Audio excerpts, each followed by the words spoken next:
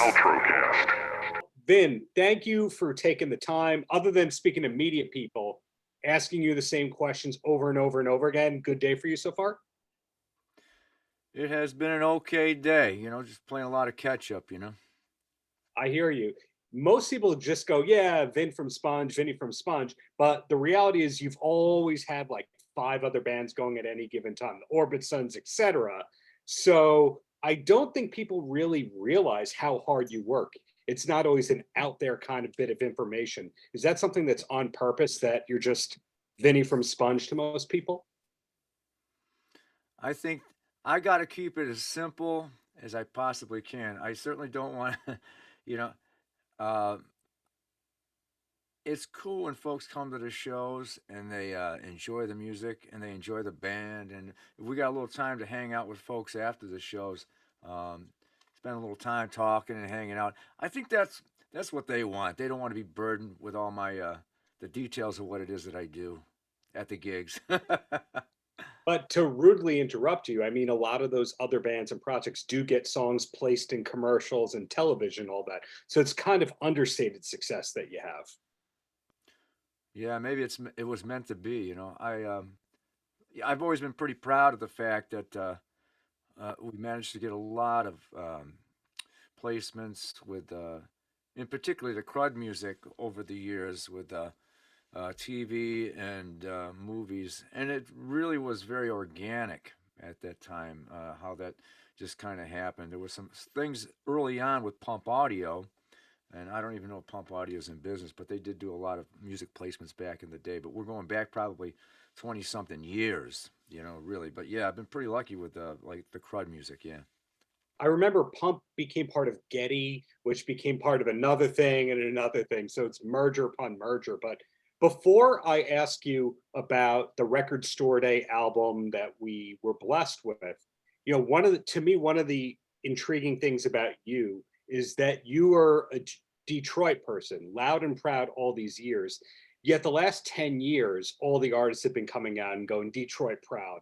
Like Alice Cooper, who hasn't lived in Michigan in probably 40 years, is Mr. Michigan himself. Do you Are you a contemporary of all these people? Obviously, you're a lot younger than Mark Farner and Alice, etc. Sure. But Don Was is doing his Detroit stuff now. Are you around all these pro Detroit people who don't live in Detroit?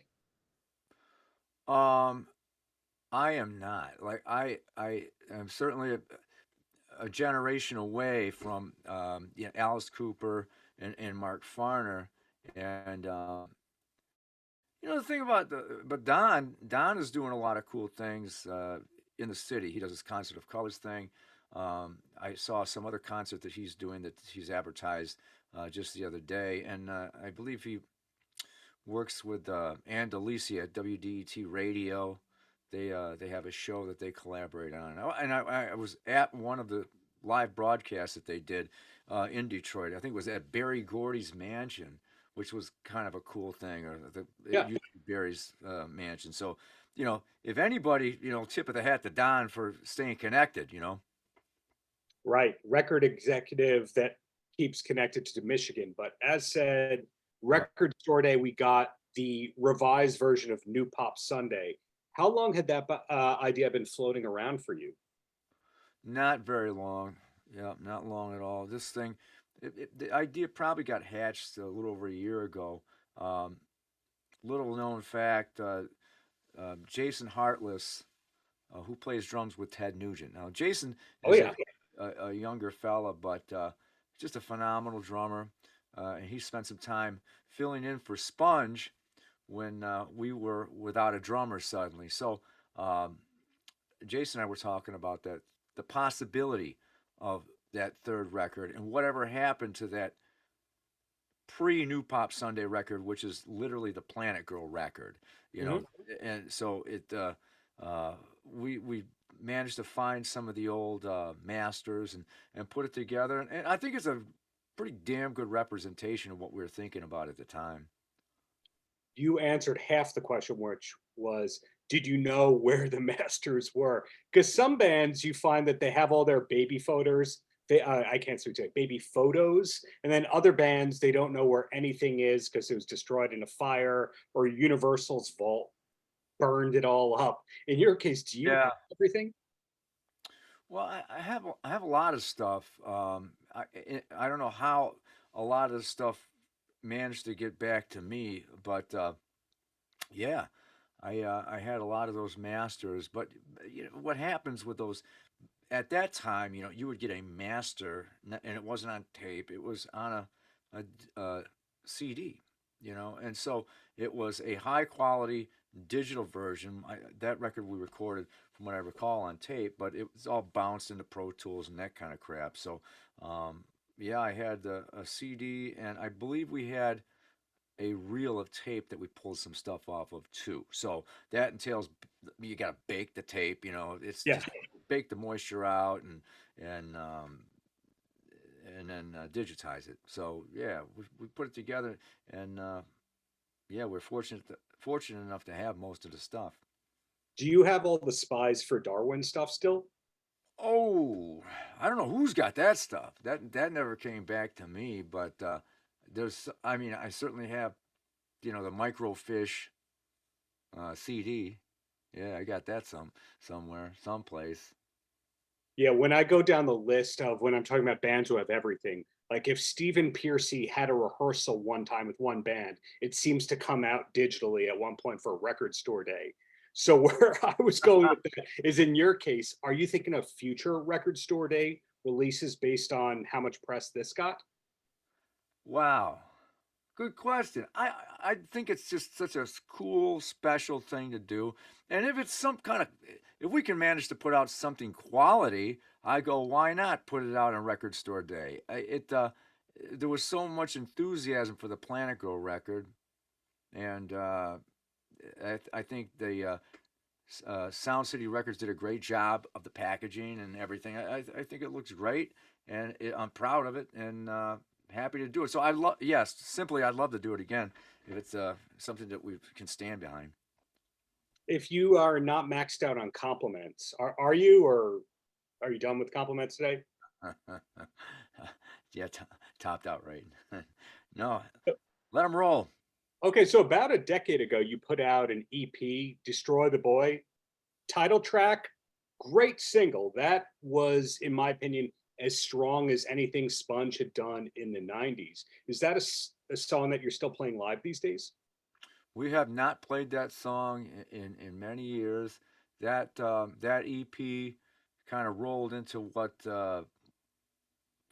Sponge fans know as the "Stop the Bleeding" record, right? So the "Destroy the Boy" EP had like, oh man, what was on that thing? "Dare to Breathe," I think, is on there. Maybe "Coming from the Rain" and "Destroy the Boy." So yeah, I mean, there's some real strong things that we recorded with Tim Paddling out at the Loft, and it was just kind of rolled it into the 2013 release of "Stop the Bleeding."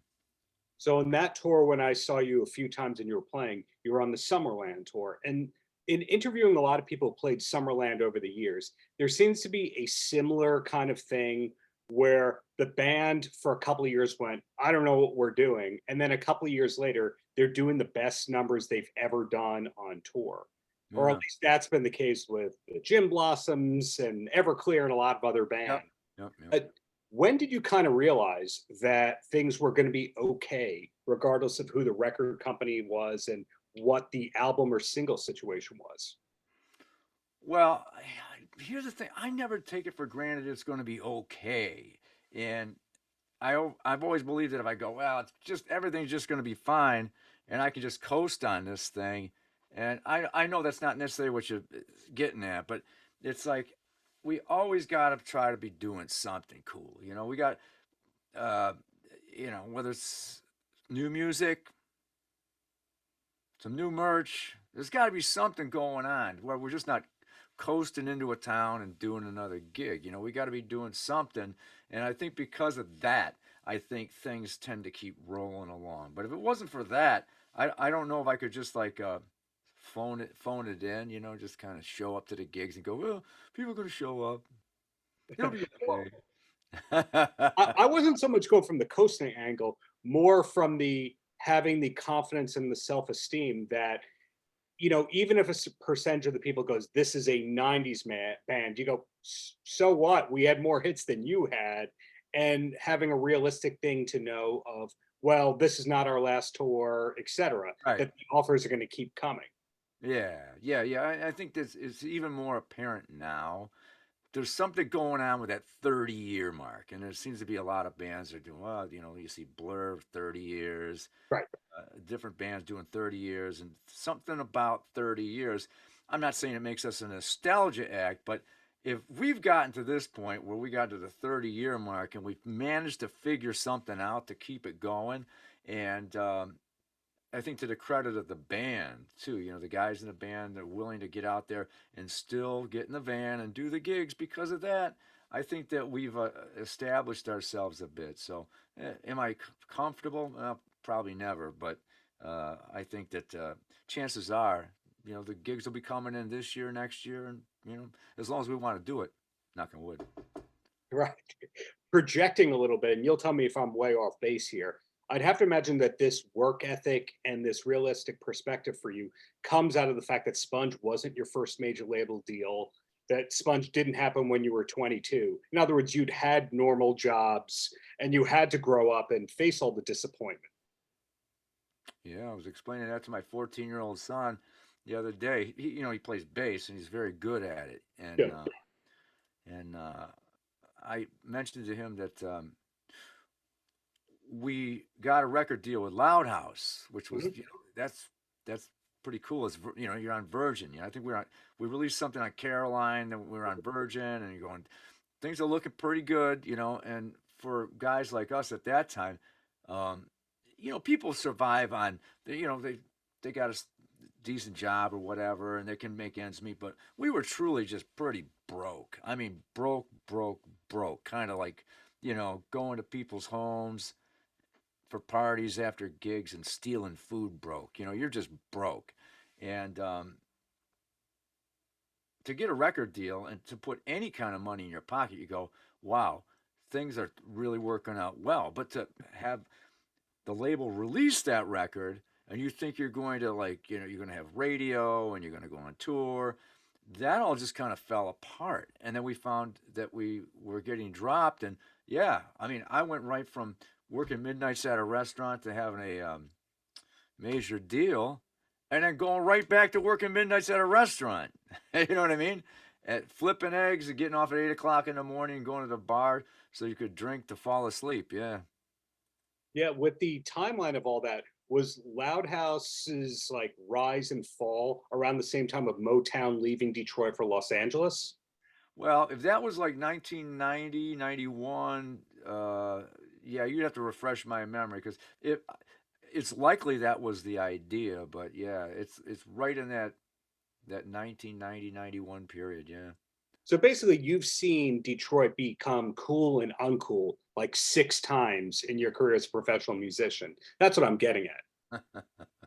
Well, for me, I mean, it's always been cool. I think that for reasons of its reputation, non-musical reputation, people have been a little bit afraid or have thought that Detroit is not cool. But I mean, I've always thought Detroit is cool, even at its worst. Were you a fan of the TV show and Comedy Central Detroiters? I don't know a damn thing about it. You tell me about it. Tim Robinson from I Think You Should Leave Now on Comedy Central and Sam Richardson, who was on Veep. They kind of played loose versions of themselves. And it was a sitcom without laugh tracks. And one episode had Kevin Nash on it. And they basically played a bumbling best friends working at an ad agency in Detroit. Okay. Stupid comedy. I don't know if you would love it or hate it as a longtime local. Was it shot in Detroit? Shot in Detroit. They get high marks for that. What year did that come out? Probably 2010, 2012. Yeah, maybe when the film incentives were still here. Yeah, I was made aware that there's a series that's coming out that has something to do, like it's all about, you know, these characters placed in Detroit. The problem is it's not shot in Detroit, and I go, Detroit's got to figure that out. Detroit had hosted the NFL draft, and the governor's like, we need to say great things about Detroit. And I think that Detroit really needs to get his shit together to get the film incentive thing here again to have more movies made in Detroit. I'm glad we're talking about this because I go, it could make life better for not only the local actors but just the city in general. A great healthy film scene and a great place to make movies. Detroit's got some crazy landscape. We could do it. Makes sense to me. Well, winding down here, being respectful of your time. So Planet Girl is still new. To you, you worked on it for a while. To us, it's a new thing because Record Store Day was less than a month ago. But what's coming up in the near future? The usual hitting the road thing. I think I saw dates with Power Man 5000. Yeah, Tantric, yeah, Power Man 5000. That's in July. We're going to do a month worth of dates out there with those bands. We have a record coming out of all cover songs. Hmm. Cleopatra, the label Cleopatra asked us to do that. So that's coming out, and we're working, like right now, we're working on a 30th anniversary album, which includes some remixes of old stuff, songs that we wrote, recorded in 1993 that we never released that'll be on there, and some new stuff as well. So we're really excited about that. So the key is Vin is not slowing down on any end. You just have to do some research to find out all the stuff that he's doing. Well, you're, talking to you, Darren, that makes things easy. And then the last question before I let you go, all we really know about you is this is a musician, Michigan, that's it. What's the number one hobby or passion away from music when you're not touring? Well, that's the problem. I remember talking to a doctor once, and he was like, "You need a hobby, dude." Because me, my, relax could be walking down the street to the bar and having a couple of drinks with my photographer friend. That's my leisure thing. So I got to figure something out here before I go over the edge. Whether it's like you know, an old ass motorcycle or I don't know. Start brushing up my golf game. I really don't know. Oh, so you are one of the secret hard rock golf people. I'd like to work on that more. If it would stop me, if it would slow down my appetite for leisurely drinking, I'm all about it. So that I guess could be the goal to get into the next Alice Cooper Invitational, and then before you know it, you'll be on his Detroit EPs. But for now, glad we're going to see you on the road. Glad there's the 30th anniversary album, and looking forward to everything that's to come from you, Vin. Well, I appreciate that, Darren. Thank you very much. Paltrocast.